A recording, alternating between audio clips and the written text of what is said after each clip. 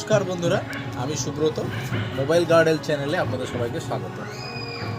আমি আজকে যে বিষয়টার উপরে ভিডিওটা বানাচ্ছি সেটা হচ্ছে যে শীতকালে আম গাছ বা অন্যান্য কোনো গাছ বসানো উচিত না উচিত নয়। তার কারণ আমার ছাদ বাগানের বয়স 1 বছরও হয়নি, এবং এই যে আমরা ডিসেম্বর মাস পার করলাম বা জানুয়ারি মাস পার করলাম, আমি আমার ছাদে 3-4টে গাছ বসিয়েছিলাম। সেক্ষেত্রে আমার 4টা গাছের মধ্যে 2টো গাছের অবস্থা খুবই খারাপ।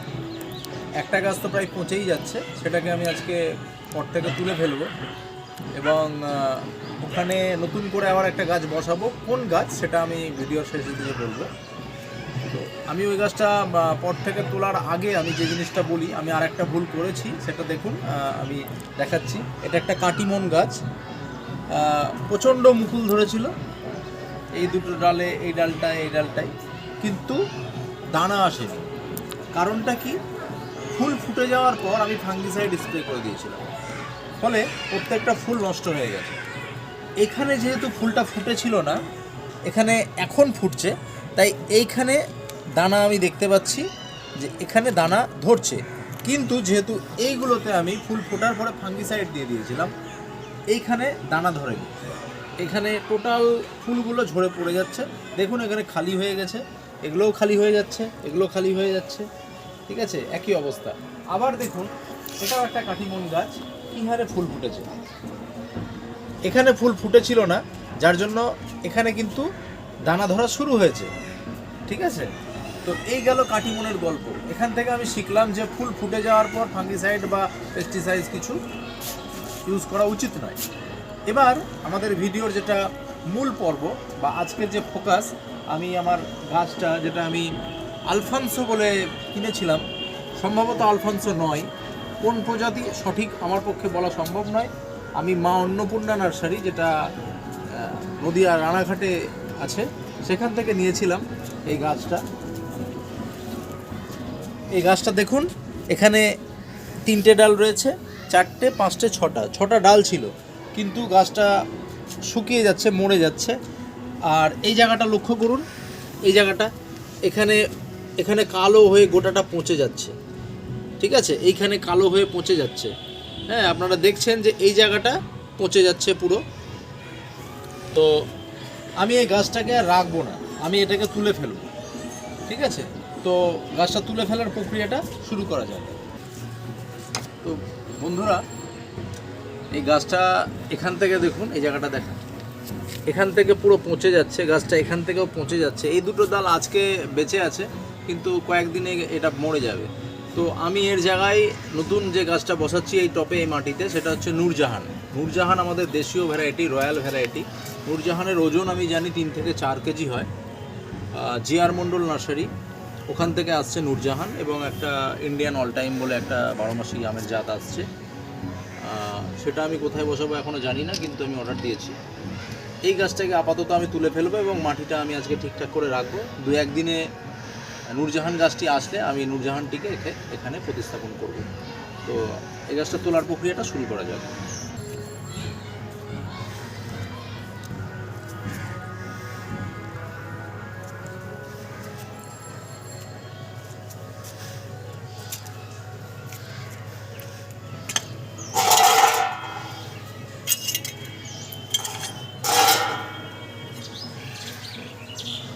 শীতকালে আম গাছ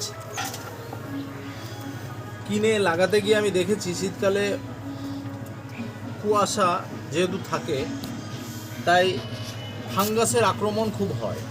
তো এই গাছটা যখন আসলো, গাছটার হেলথ খুব ভালো ছিল। নার্সারির যে খুব একটা দোষ আছে আমি সেটা বলছি না, বা আমারও যে খুব একটা দোষ আছে সেটাও বলছি না। গাছটাতে সম্ভবত ফাঙ্গাস আক্রমণের ফলেই এই কাজটা হয়েছে। আর একটা জিনিস আমার মনে হয়েছে যে এটা যেহেতু জোর কলমের গাছ, এখানকার যে জোরটা সেটা পুক্ত হয়নি, মানে ম্যাচিওর হয়নি।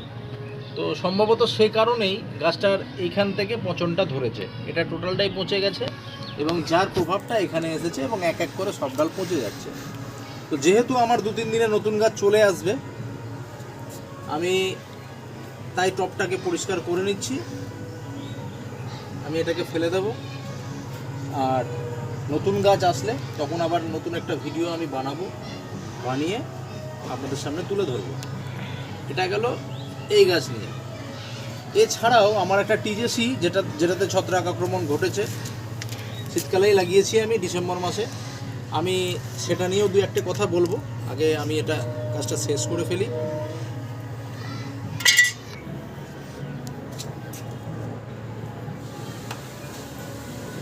গাছটা দেখছেন, গাছটা ভালো ছিল, কিন্তু গাছটার গোড়াটাও ভালো ছিল, কিন্তু গাছটা থাকলো না।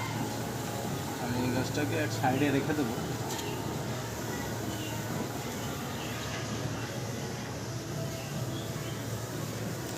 আপাতত গাছটা আমি রেখে দেব।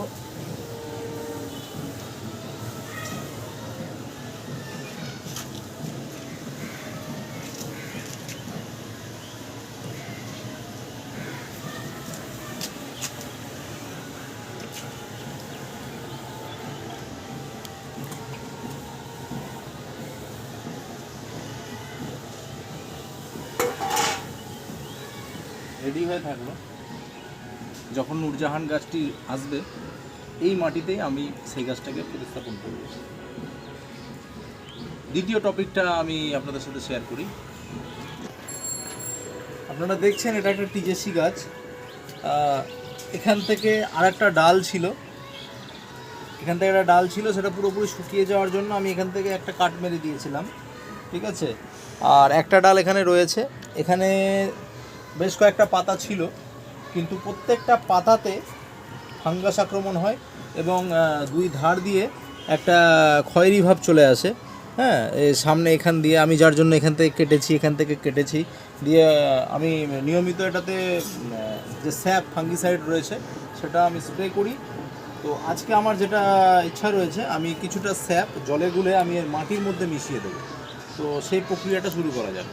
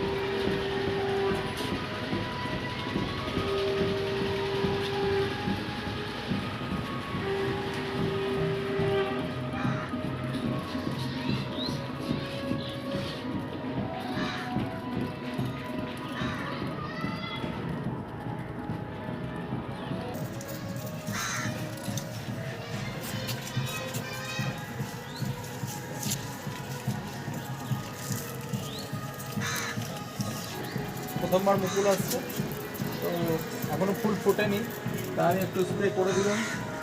এটা একটা 12 মাসি ভ্যারাইটি, এটা তো আমি স্প্রে করে দিলাম। এই ভ্যারাইটি আমার নাম জানা নেই, এটা আমি কাটিমন বলে এনেছিলাম, কিন্তু আমি নিজেও নাম জানি না। এটা বিখ্যাত অম্বিকা।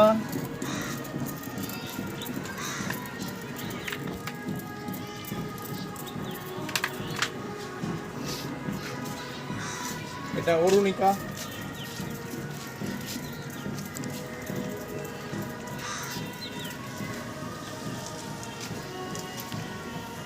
যেহেতু আমি একটু আগে বলেছিলাম যে আমি আজকে ফাঙ্গিসাইড মেশানো জল আমি গাছের গোড়ার মাটিতে দেব ট্রিটমেন্টের জন্য। যদি গাছের শেকড়ে ফাঙ্গাস অ্যাটাক করে থাকে তাহলে সেটা কিছুটা উপকার হবে। তো আমি যে কটা গাছে আমার দেওয়ার ছিল সে কটা গাছে দেওয়ার পর আমি এই মাটির মধ্যে দিয়ে ফেললাম। আপাতত আজকের জন্য এটুকুই। খুব তাড়াতাড়ি আমার নূরজাহান আমের গাছটি এসে পৌঁছলেই আমি সেটা প্রতিস্থাপনের ভিডিওটা আপনাদের সামনে তুলে ধরবো। আজকের মতো ধন্যবাদ।